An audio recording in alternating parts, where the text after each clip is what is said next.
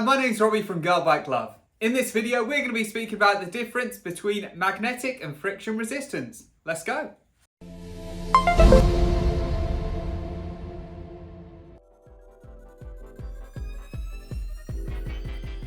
So what is magnetic resistance? So magnetic resistance is actually quite phenomenal. So as the flywheel spins on your bike, you have a set of magnets above. The more you turn the resistance up, the closer the magnets get, trying to propel the flywheel in the opposite direction. This causes resistance all the way back through the system to the pedals. So then we have friction resistance, and this is very different to magnetic. So as the flywheel spins on the bike, what you have is a wool brake pad. The more you turn the resistance up, the more pressure that pad puts onto the flywheel, creating resistance through the system and straight to your pedals. So what are the differences between magnetic and friction resistant systems? Well, there are many. Because the systems work so differently, you can get a very unique cycling experience. Here's what you need to know. So the first thing to mention is feel.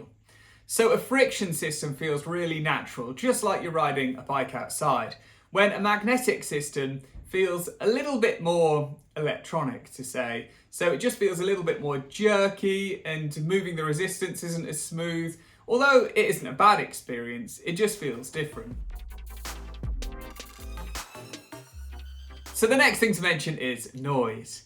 So magnetic systems are incredibly quiet. Because there's no friction involved and two pieces aren't going against each other, they are incredibly smooth and incredibly quiet. Friction systems, although they're not super noisy, they still are much noisier compared to a magnetic system. Because the brake pad has to push on the flywheel, this can generate vibration and noise, which, if you live in an apartment or have very close neighbours, could end up upsetting them.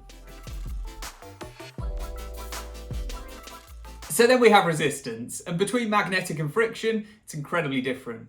Magnetic works in levels. So just say your bike has 20 levels, you click up 5, it jumps up 5 levels to the same point every time. If you want to go down, clicks down, again the exact same point. Friction doesn't work like that. It's more on a sliding scale, which in some ways can make it more difficult to track that you're getting stronger, but it also means you can fine-tune it perfectly to the resistance you want to have while you're riding. Then we have maintenance.